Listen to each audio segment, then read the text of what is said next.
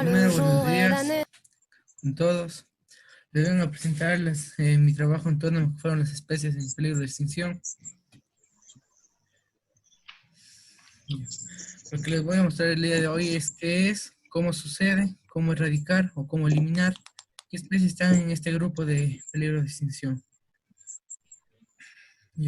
¿Qué es? En la biología y economía de extinción es la desaparición de todos los miembros de una especie o grupo. ¿Cómo sucede? Sucede cuando una especie se extingue por bien una caza o por destrucción de su hábitat, ya que muchos animales ya no pueden evolucionar por necesidad de su hábitat. Un ejemplo claro son los koalas, que necesitan de los árboles grandes para estar cubiertos, ya que ellos son muy lentos. ¿Cómo erradicar? Algunas de las acciones que realizan para evitar que una de las especies desaparezca es prohibir la caza en mayoría, ya que lleva la caza, más caza, menos animales, y también la destrucción de sus hábitats. Uno de los que están en ese grupo son el oso polar, el rinoceronte de Java, que ya se extinguió, los tigres, el canguro, el atún rojo, el gorila de montaña, los pingüinos, el perro salvaje africano y muchos más. Muchas gracias. Rappelle-moi le temps qu'il faisait. Et si j'ai oublié. Nuestro trabajo autónomo va a ser el tema la astronomía, pero este fue realizado por Daniel Gibipuma y Pablo León. Perdón. La astronomía es la ciencia que se ocupa del estudio de los cuerpos celestes del universo, incluidos los planetas y sus satélites. Yo voy a explicar dónde nace la astronomía. La astronomía, por otra parte, es más bien un conjunto de creencias sobre la influencia de los cuerpos celestes en los seres humanos y la posibilidad de predecir sucesos futuros. Sí. En este sentido, la astronomía es una ciencia, mientras que la astrología, una creencia. ¿Cuál es la importancia de la astronomía? La finalidad de la astronomía es describir las leyes que gobiernan el universo. Hace solamente 400 años que los astrónomos saben que vivimos en el planeta que orbita alrededor de una estrella, o sea, el Sol. Yo voy a explicar cuáles son las características de la astronomía. La astronomía es la ciencia que se ocupa del estudio de los astros, de los cosmos, especialmente de las leyes que dirigen el movimiento de los mismos.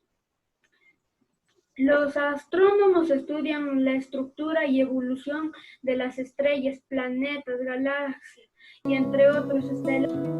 Tu peux me secouer. Et s'il me prend l'envie de m'en aller. El funcionamiento de la electricidad. La electricidad es el flujo de la energía de un lugar a otro. Se trata de un fenómeno físico. Bien. ¿Cómo se le puede utilizar a la electricidad? La electricidad se la puede utilizar en focos. La electricidad puede utilizarse para reproducir calor y frío. Calefacciones, refrigeración, aire acondicionado, agua caliente y cocina. La gran resistencia que opone un cable muy fino al paso de la corriente eléctrica genera calor. Esta propiedad se usa en todo tipo de estufas y radiadores.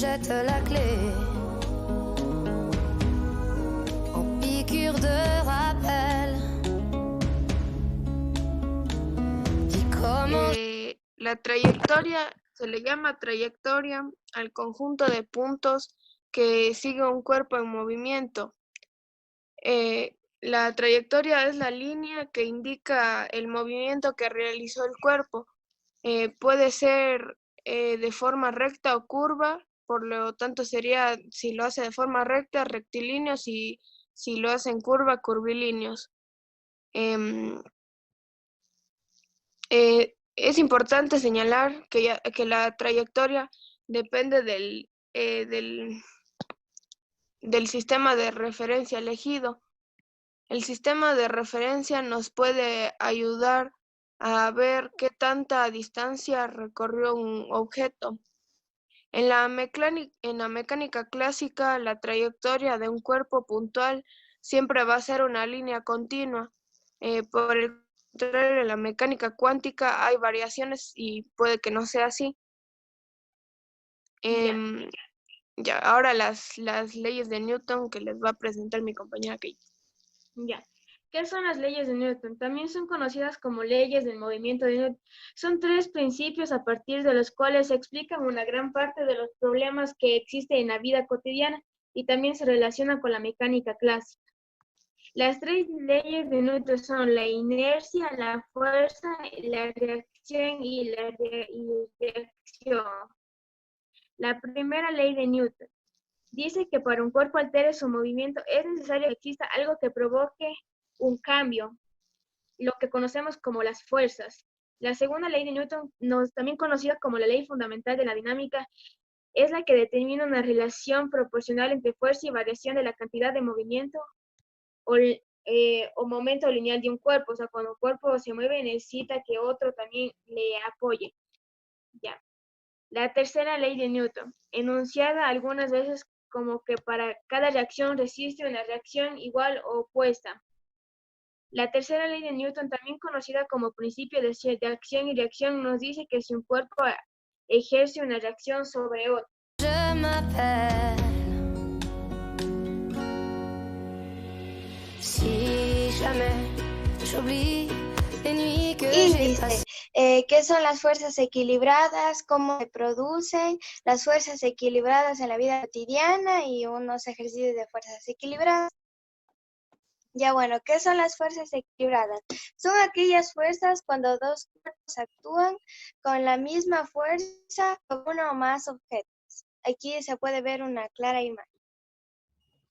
Ya. ¿Cómo se producen? Se producen cuando la fuerza o masa de dos cuerpos es la misma cantidad. Las fuerzas equilibradas en la vida cotidiana. Al empujar una caja, al jugar soga, como vimos en la imagen principal, al pelearse intentando objetos, al empujar materiales pesados. Y este es un ejemplo o un ejercicio. Les guitares et les cris. Rappelle-moi qui je suis, pourquoi je suis en vie.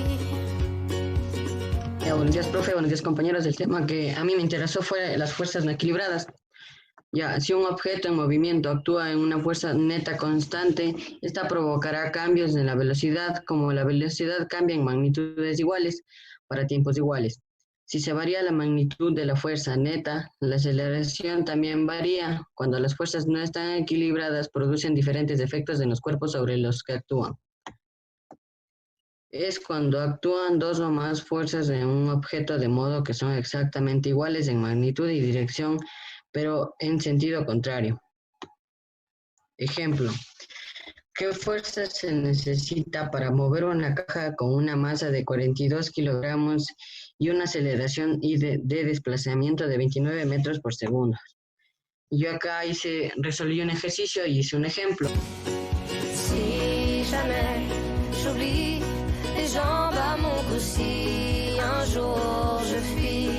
La velocidad depende del objeto, la fuerza que se le pone al mismo y según dónde esté ubicado. Por ejemplo, si se le pone fuerza a la fuerza contraria a un objeto, este se va a mover lentamente. Hay distintas velocidades, por ejemplo, les diré unas cuantas.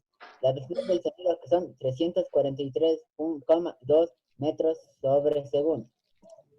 La velocidad del tren son 1.915 metros por hora. La velocidad de luz, y esa es la más rápida. De la forma es 3 por 10 elevado a la octava metros sobre el segundo. Rappelle-moi qui je suis, ce que je m'étais promis.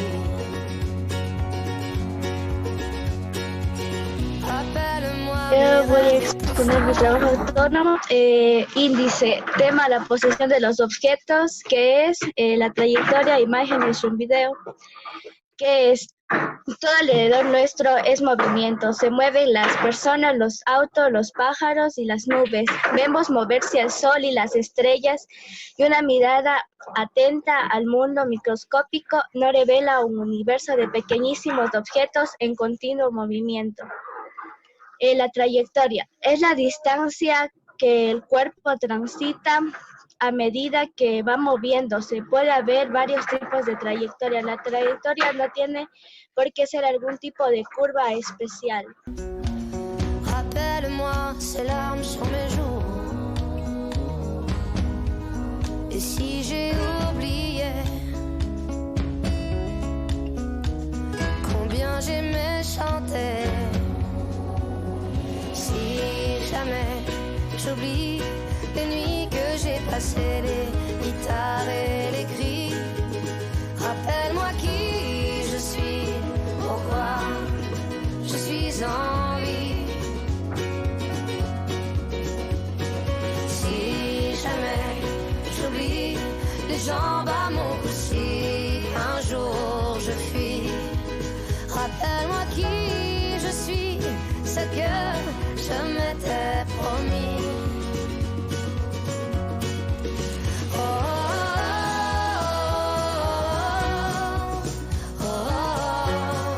La mitología nórdica es un conjunto de creencias y leyendas creadas por los pueblos de Escandinavia en el norte de Europa. Según sus creencias, en el principio de los tiempos existía un vacío llamado el Ginnungagap y dos materias, fuego y hielo. Los dos se juntaron en el vacío y creó el universo. De esa fusión salió el gigante Ymir junto a la vaca Udumla, que lamiendo el suelo alrededor de Ymir aparecieron los dioses. Buri y de su hijo Bor salieron los primeros dioses Asir. Como Odín, estos mataron a Ymir. Con la muerte de Ymir crearon los nueve mundos, ubicados en las ramas de Yggdrasil.